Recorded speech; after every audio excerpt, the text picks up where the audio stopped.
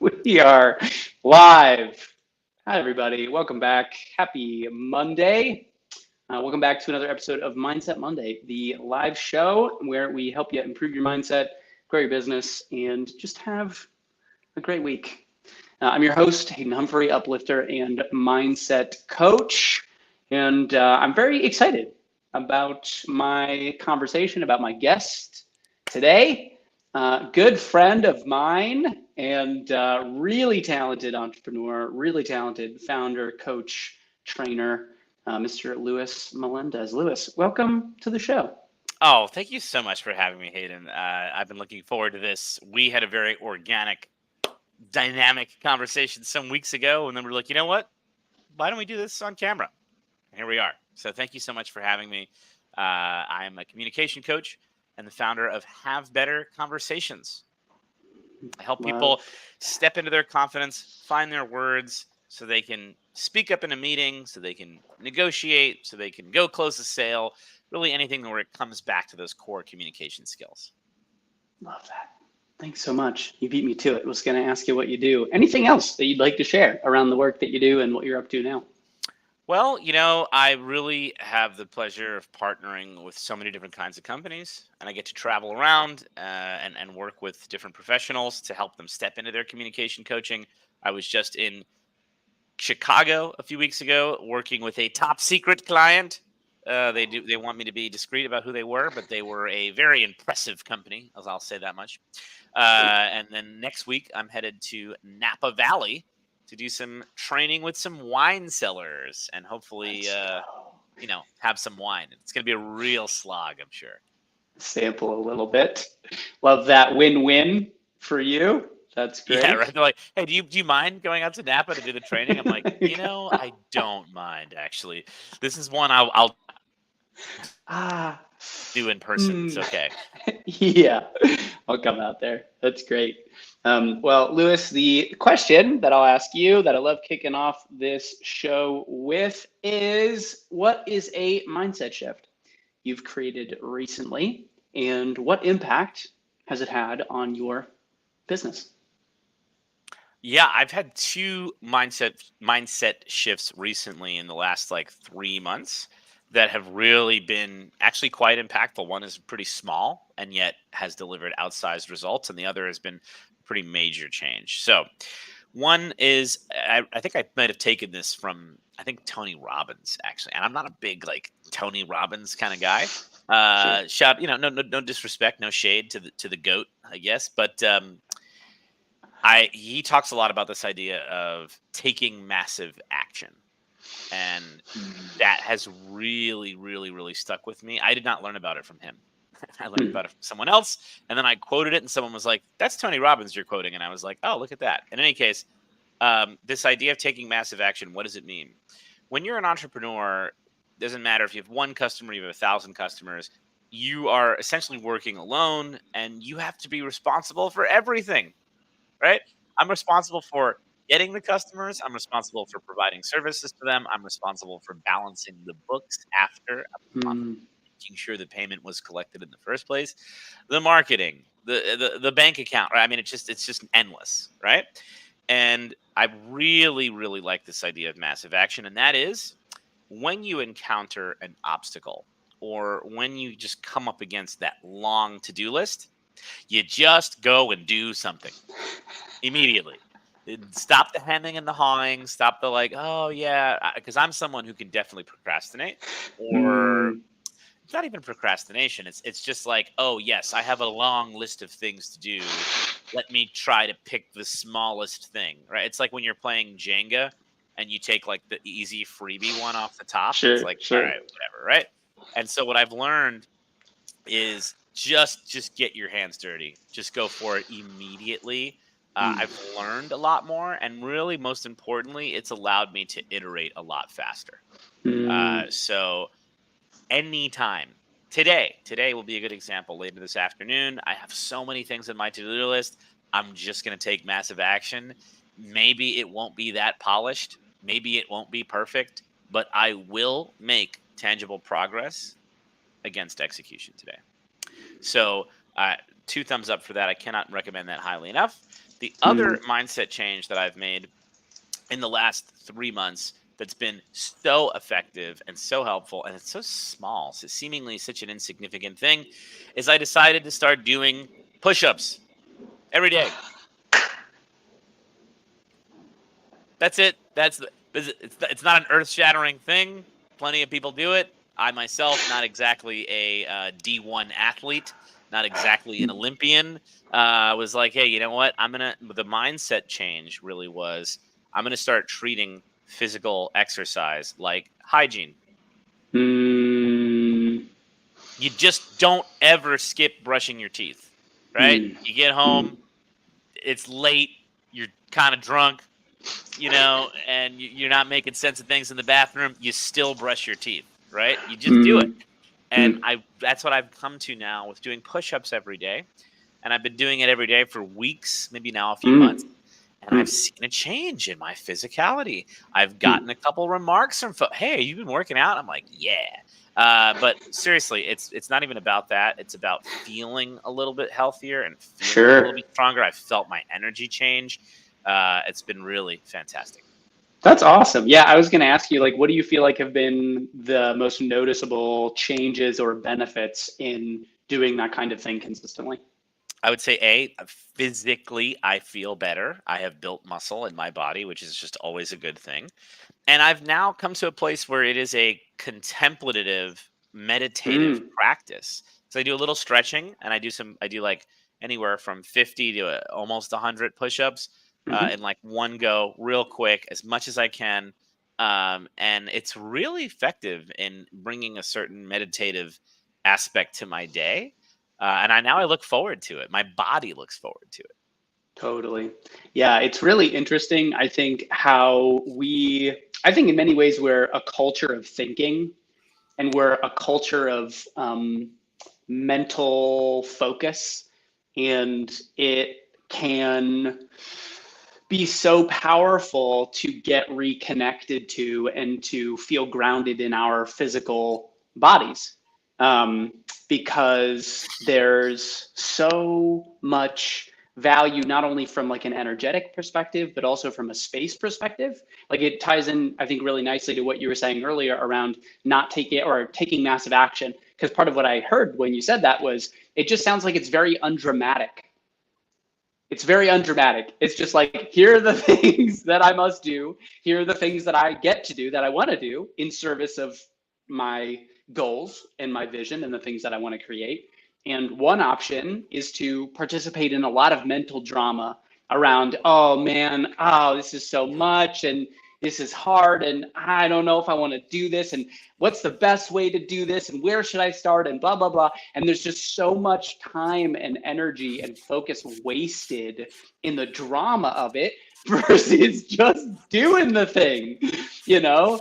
Um, and I think that getting connected to your body can be such a powerful way to drop out of or avoid that sort of overthinking and like intellectualizing spiral.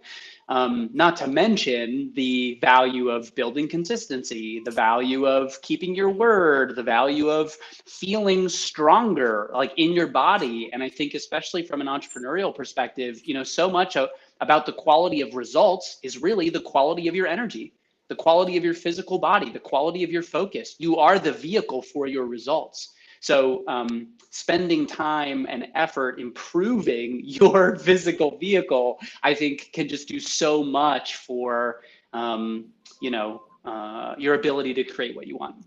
Yeah, I've been having that conversation with myself over the last couple of months, and this may seem so almost like duh to many people, but it occurred to me that me being in better physical shape is good for business. Right. Mm, I was sort of rationalizing away, like, it doesn't matter, right? My business is all up here. As long as I'm sharp mentally, I've got a good business. And it's like, well, actually, no. If I get sick, I'm not able to practice the business, and I'm going to be away from the business longer. I'm away from my clients mm, longer. Well, how can I reduce instances of sickness? How can I reduce instances of feeling mega hungover or mm, mega out of sorts, right? A mm, lot mm, of that comes back to physical health, physical wellness. And so really challenging myself. I'm not going to get utterly yoked. I'm not competing for anything. I'm just trying to be in better shape such that when I wake up in the morning, I don't feel so achy or so exhausted or so whatever. And I've seen really tangible results. That's awesome. It's it is funny, like the mindset shift that it's it's not just all about mindset, or it's not just all about thinking. And I think that, at least in my experience, and it sounds like maybe you had a similar experience, the sort of orientation that I had to creating results, or the conditioning that I had around what it was going to take to create what I wanted, led me to believe that it really was all about doing. It really was all about thinking. It was really all about just being in constant action, constantly thinking about, the next thing, or where I was going, or what was happening, or, et cetera, et cetera. And, for me, I think part of what led to a change and a shift in that was I burned out really hard in 2021, 2022, to the point where my physical body was like, you can't keep doing this. Like, we can't keep doing this. We can't keep going this way. And the opportunity to then sit and reflect and, start to come to a new awareness and a new space around how I both take care of myself, how I schedule my day, how I manage my energy and like optimize my energy and that sort of thing. But I think that for a lot of people, and I definitely felt this for myself, it's scary. It can be scary to make the space for and focus on things that don't feel directly tied to some aspect of running your business with marketing or talking to people or, checking things off the to-do list. So I guess I'd be curious, to hear about what you think on that piece specifically, but also to hear a little bit more about maybe like things that you're coming to recognize or see, or shifts that you're seeing around like making space for things that aren't directly business related in service of creating more of what you want. Yeah, I think one of the big realizations that it takes some time to get to as a solo entrepreneur is like, I am the business, right? Like it is I am the totality of the business. And I think that when I'm feeling sharp, the business is sharper, right? When I'm feeling agile, the business is more agile. And so it really is useful to sort of think of oneself as part. It is contained inside of me. It is not this other thing that I do. And so then I can, you know what I mean? Because Sure. it's just me. Now that may change when I have more employees or when I hire some other coaches or something, sure. But when you're a solo entrepreneur and you are your business, especially if you're doing something so intimate where the customer demands your total and utter focus, right? We're both coaches in different capacities. You can't show up to a coaching session at 70%. Right? If you're some other, now I'm not putting down any other profession. What I mean to say is like, if you're a tailor, you can be a little hungover and kind of hang out with your sewing machine and get your work done, and no one will be the wiser, right? Sure.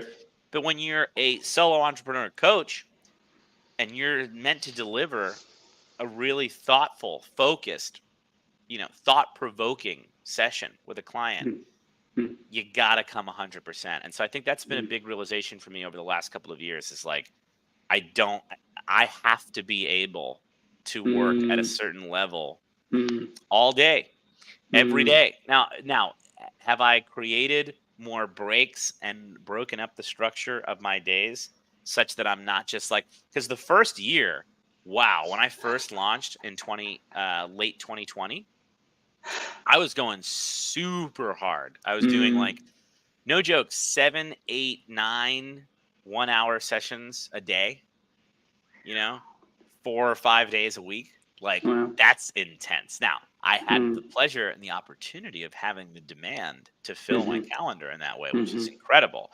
But wow, when you do 4 or 5 days in a row of like 8 sessions a day, by the end of that week, you're just like on the mat, right? So it's very important to think of oneself as the business.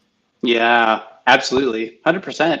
And it's a conversation I feel around changing the rules that you are playing by or the sort of framework in which you're operating. Because in the beginning, there may not be that level of awareness or consideration for how am I protecting and improving the level of energy that I have. It's just about go, go, go, go, go, go, go, go, go, go, go. And over time, it's starting to look at, okay, so if the way in which I'm serving people is by bringing my presence, my full presence, I can best serve people by understanding how do I improve the quality of my presence. And that's a different conversation because then you're looking at what are the things that I'm doing or not doing in my life that are going to allow me to be more present, that are going to allow me to be more grounded, that are going to allow me to have a larger reservoir of energy and focus and attention and energy that I can then bring into the conversations that I'm having, because ultimately that's what's in service of the client. That's how you best serve, is being tapped in, tuned in, present, connected to, the person that you're talking to. I'd be curious for you, maybe are there any other things that you've done or other changes or shifts that you've made, in service of taking care of yourself, taking care of your energy, like Yeah. being able to bring more of that into your work? Yeah, I made another decision. Well, this was a decision I made about a year ago, and then I've recently doubled down on it.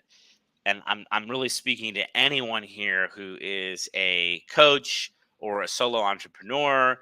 You often are sort of working on your own, and that is hire an assistant. Mm.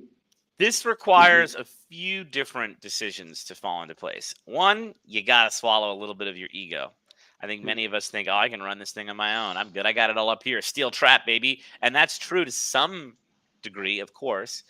But in fact, relinquishing some of the moment to moment decisions, some of the moment to moment tasks has allowed me to bring more presence. I really like what you said a moment ago about sort of like, how can I be more present? How can I harness my presence better?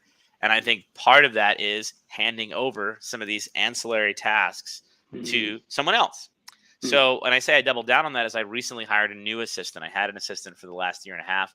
Phenomenal woman. In fact, she's so talented. She went and started her own business. She's so successful. Let's So go. now it's like, great. I needed a new assistant. I decided to hire a college student. And it's been really, we've only been working together for a few weeks, but it's been really nice to have a second voice, a second set of hands. And there's certain things that I'm like, oh man, this is a really involved task. Oh, I'll just hand this to my assistant. And that's been Nice. really nice. Yeah. Does it cost money? Yes.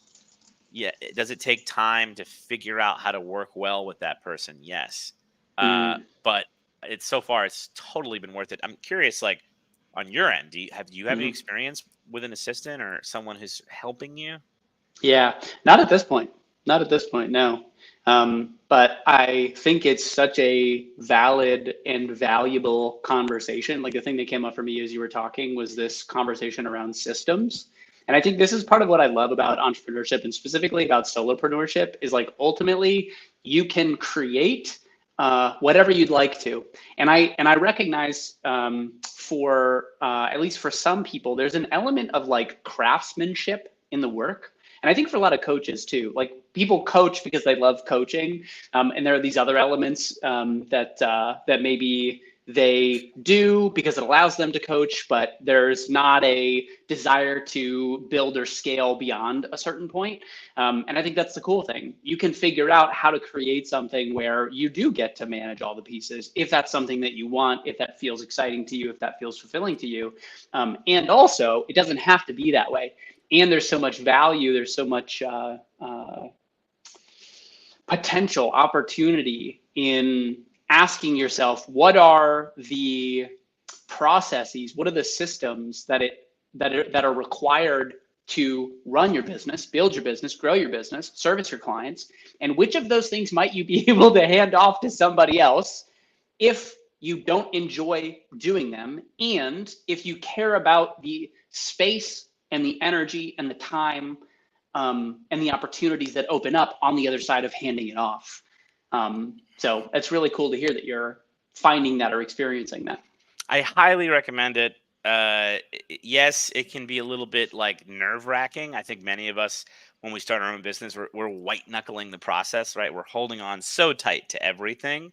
And just even the act of relinquishing some responsibility is Definitely. very powerful. Yeah. Have you, I guess I'd be curious for you in going through that process, like, have there been, realizations that you've had to come to? Have there been specific sort of like beliefs or thoughts that you've had to let go of or face, as you've relinquished parts of your business? Absolutely. I would say one is really letting go of the concept of like, only I can do this because I understand and I see everything. And it's like, yeah, okay, sure. But you Mm, can let something go and maybe someone can do 90% of what you thought you were going to do. And that 10% actually doesn't matter that much. Right. mm, Like it mm, is true that I will trust myself over anyone to execute a task that is in my mind, right? But I do think it's really useful to think about like what is good enough. mm, There's a focusing function for entrepreneurs. When you start to hand tasks to other people, you have to delegate, and through the act of delegation, there is a focus function of like, oh yeah, what is good enough? What is the minimum viable product? And once we get to minimum viable product, actually, I'm not sure that we need a lot more, especially for sort of simple behind the scenes stuff. mm, Obviously, if we're working on like a press release or something that we wanted to put out in front of millions of people, we want to make sure it's pretty polished. But mhm. so much of the day to day stuff does not reach that threshold. Definitely. Yeah, I really love that. And I think, the thing that came up for me as you were talking was one of the pieces that you talked about earlier was this concept of perfectionism and understanding where a desire for perfection might be getting in the way of you having the experience that you want in your business, being able to delegate effectively, being able to hand it off, or just being able to create process and move forward in a way that doesn't feel so challenging or that just feels much easier and, much more effortless. I'm so glad you brought up this phrase because I'm going to get on my soapbox here for a moment. Okay. Please. Perfectionism, or saying like, I'm a perfectionist. The reason I do blank is I'm a perfectionist. Folks, if you're listening at home, I really want you to challenge yourself on this. This idea of perfectionism is, in fact, the ego at play. It's the ego telling yourself, like, oh, wow, I'm so great. Like anything other than this, whatever this moving target of perfectionism is going to make me look bad. And it's like, actually, the reverse is true. Like, getting something done is a lot better than perfecting it, whatever that means, because Mm, it is an ever moving target. And I mm, really, really chafe at this idea because I hear it a lot from folks, particularly folks who are not, auditioning for a role on a Broadway show or going to walk, at a fashion week or something. This idea of like, oh, I'm a perfectionist, which is why I delayed this report, or it's why I delayed this project. Like, that's nonsense. That's mm, nonsense. And that's a very small voice inside of you talking. Silence the voice, take massive action, mm, just get the thing out into the world. You will feel more accomplished. You will feel more thoughtful, and you will have something to hang your hat on. It's like become one of my new pet peeves is hearing people talk about perfectionism. Totally. Yeah. Well, I love that phrase of like done is better than perfect. Um, and I think it's really interesting the conversation around perfectionism and looking at like why do people develop that particular strategy or that particular behavior? And it's interesting because I do think, in the conversation around perfectionism, there's this element of like a fear of not being good enough. So there's a fear of like, or a thinking of if I can create something that's just so perfect, then I'll be accepted. Then I won't feel uncomfortable. Then I can like myself and other people will like me and, X, Y, and Z, whatever it is.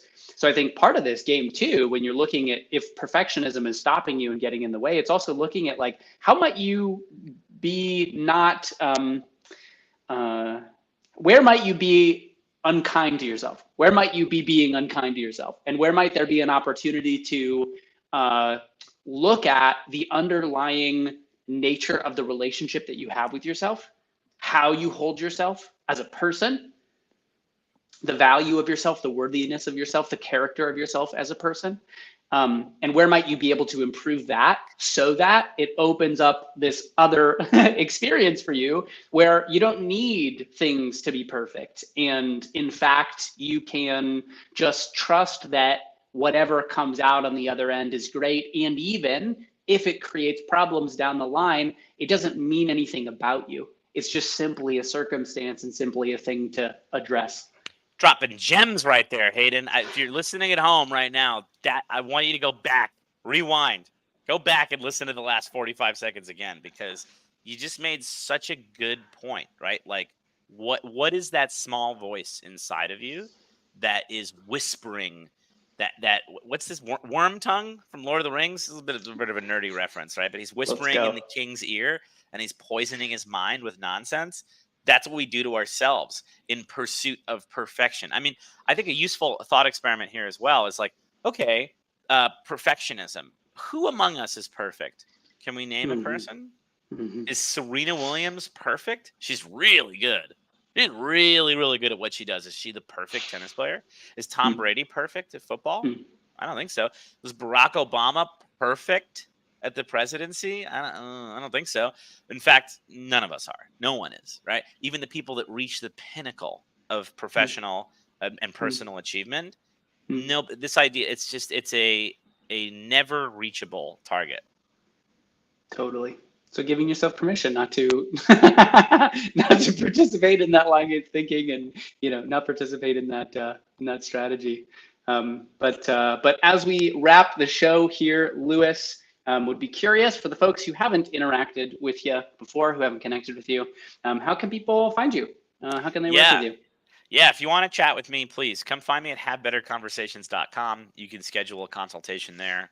We can chat. I love, love, love working with professionals who feel like there's just something a little bit off in the way that they're communicating themselves, if they're showing up to interviews and they're not telling the right stories, if they're going into negotiations and things aren't quite going their way. That's the kind of person that I love to work with. And really, it's a lot of like simple tweaks and building our inner confidence that can really drive incredible results. So come find me at havebetterconversations.com or find me on LinkedIn. Absolutely. Love that. Thanks for sharing that. If you're watching and enjoyed the show and you want to go deeper with mindset, really, truly becoming the creator of your own life, I encourage you to subscribe to my LinkedIn newsletter, Unscript Your Life. Every week, I share tips, tricks, strategies, stories to help you break out of the scripts, keeping you stuck and get more of what you want. You can find the link to subscribe on my profile or in the comment section of this live stream. But Louis, any final thoughts, comments, words of wisdom before we end the show here? I mean, what did you hear today, folks, right? Stop being obsessed with perfection. Start being obsessed with execution. Just like you will learn so much more in the water than standing on the edge of the pool, right? And just looking at, oh, is it cold? Is it hot? Am I going to, no. Get in there. It's not going to be exactly as you thought, regardless. And you're going to learn so much more. Snaps. Love that. Appreciate that. Appreciate you. Thank you so much for being here. Thanks so much for coming on. I knew it was going to be a really great conversation, and I appreciate you being here. Thanks to the folks who have been watching today, folks who might be watching the recording. I hope y'all have an amazing rest of your week, and I will see you here, same time, same place next Monday. Thanks for having me, Hayden. Absolutely. Thanks, Louis.